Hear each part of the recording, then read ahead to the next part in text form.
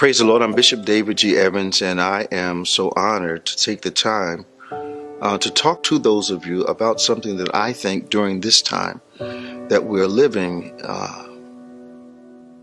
deserves critical understanding. I don't know about you, but there have been times as we have this conversation, pastors and executive pastors, men and women of God who are leading somewhere, responsible for the direction of the people that you're leading, responsible for purpose being fulfilled, responsible for the desires of God in the spiritual context being fulfilled, but also the mission of the corporation or the business that you're a part of. I'd like to talk to you for a moment from a personal point of view as well as from a theological point of view as it relates to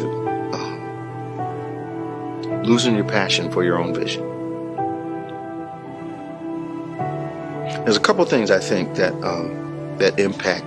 have impacted my vision from time to time. Now, many of you know that I've been pastoring God's church for 30 years.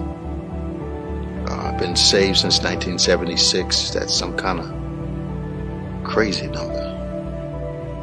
Wow. It's a high number.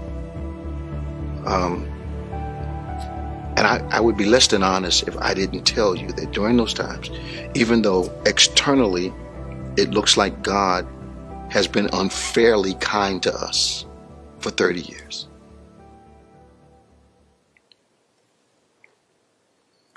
I need you to know that there were times when the lack of manifestation, what I saw as a lack of progress because I didn't understand the process of God, sometimes the lack of physical help, God sending people without issues to help, have dimmed the light of my vision. I'm telling you straight up. Took the heat right out of my passion and even challenged my faith in the vision I said God gave me. So I've been through periods, plural, where I struggled with God not blessing me in the timely fashion that I thought, God not shifting the ministry during the timetable that I desired, where I wondered where were all the gifted people that would come and help rather than come and try to destroy and take over. And it took the light out of my vision, heat out of my passion. And there were a couple seasons where doubt got injected in my vision. Now, you and I both know, especially as spiritual leaders of businesses and corporations, I don't know about you, but I lead in the church context about 7 or 8 nonprofits and 2 for-profit organizations in addition to the church. So you're going to understand what I'm trying to tell you. All that I've said to you kind of congeals in doubt. And doubt is the enemy of manifestation. I began to understand, leaders, I began to understand that I was discouraged by the process because I did not recognize that when I'm in God's will, process is progress. And I don't have the liberty of controlling the speed of God's process. So at one time, I believe I became blinded by the lack of visible confirmations of the validity of my vision. I actually got discouraged. If they were there, I couldn't see them. Because once again, it took several years for me to realize that when I'm praying for a thing and God it begins to manifest it, the initial manifestation doesn't look a thing like what I have prayed for. Watch the context now. So there's this guy that sows his seed in the field, and he comes back, it's nothing but a leaf present. Now, if he wasn't experienced, he'd become discouraged that what he prayed for was not being given by God because the leaf doesn't look like a full ear of corn. He comes back again, finds himself looking at something that appears to be what he's prayed for, but it's empty on the inside. I went to school on a farm, so I'm explaining some stuff to you. So the first two indicators, there's one indication that something is coming up that looks nothing like what you prayed for. The second manifestation looks something like it, but it seems to have no substance to it. So there's a glimpse of it. And I've got to wait until the full ear, according to the text, is developed for me to understand that what I prayed for is actually being manifested.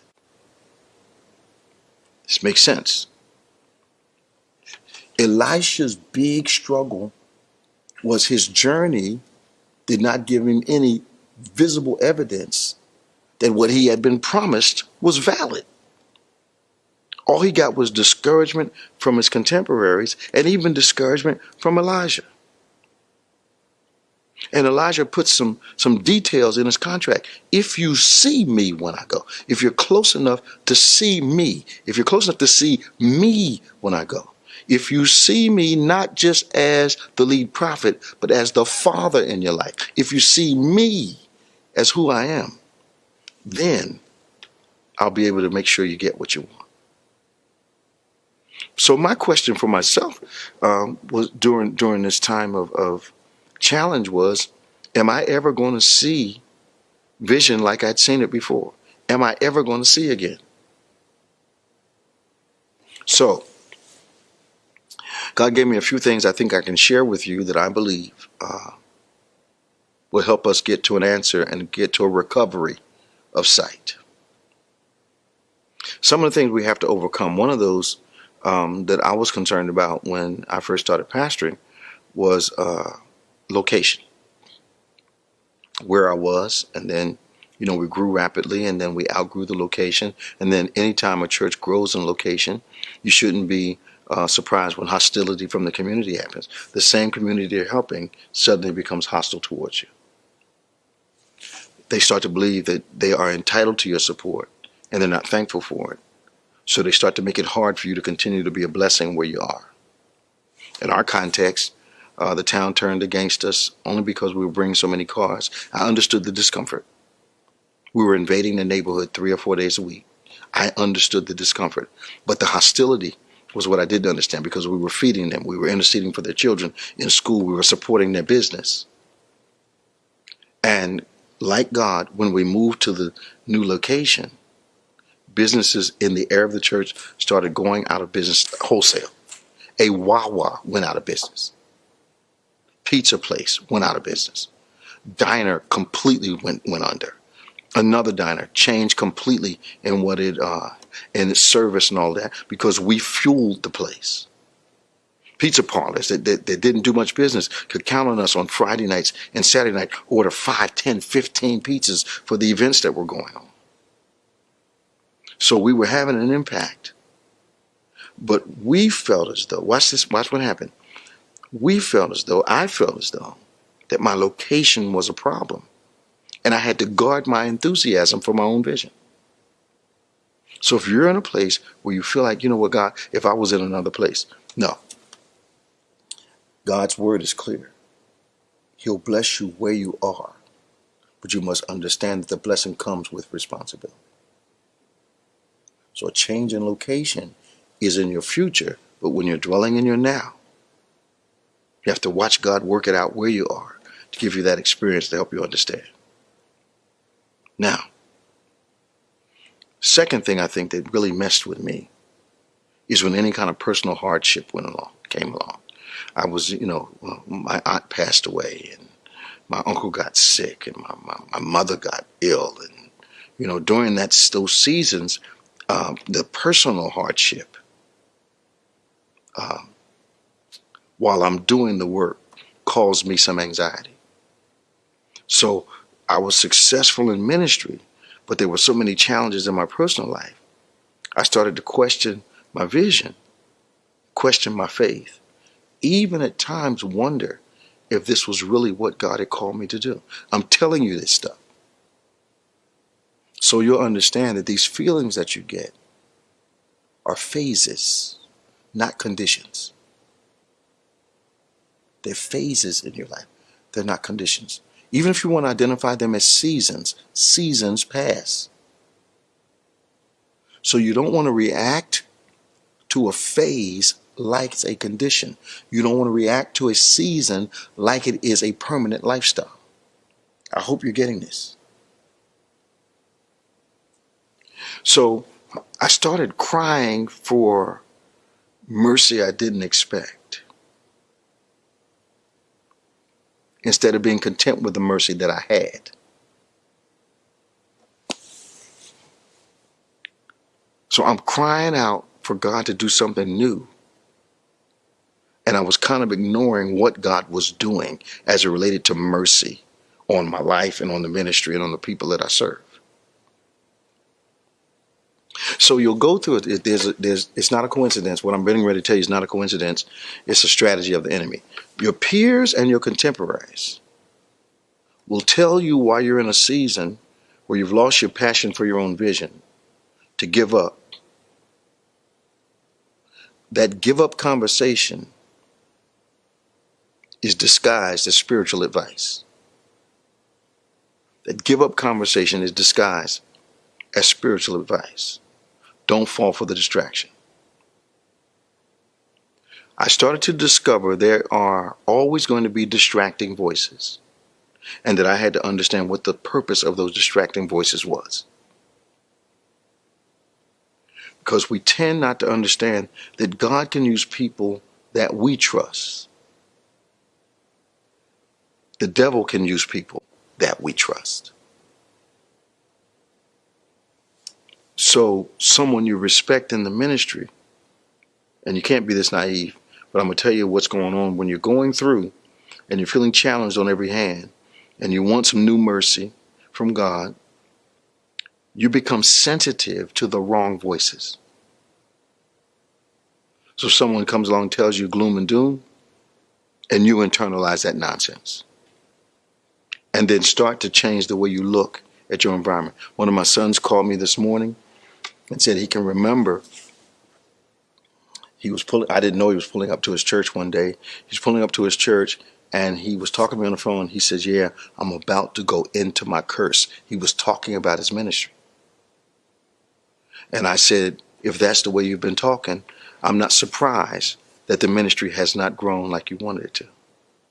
Because you're declaring that which God gave you as an assignment and opportunity as a curse. He was speaking a hindrance and then, watch this, upset because the work was hindered. If the shepherd is speaking hindering words, why are we shocked when the fruit of those words, when the harvest of those words is the condition that we spoke? So what do I have to do? I've got to re-energize my faith. And there's no gimmick for this. When we are going through a season where we're being challenged like we are, it's easy to start slipping away from your faith because there's some distance between you and Jesus Christ. Fear slips in, and fear, like faith, finds its strength in proximity. Closer I am to God, stronger my faith is. Further I am away from God, weaker my faith is.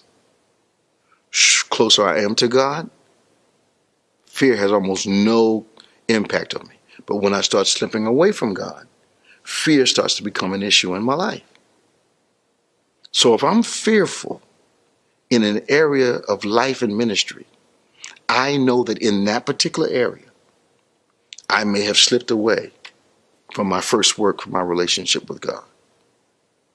So in order to see again, you and I are going to have to make sure we get closer to Jesus once again. Because you can slip away while you're doing the work. I want you to be encouraged. He's calling you to see again.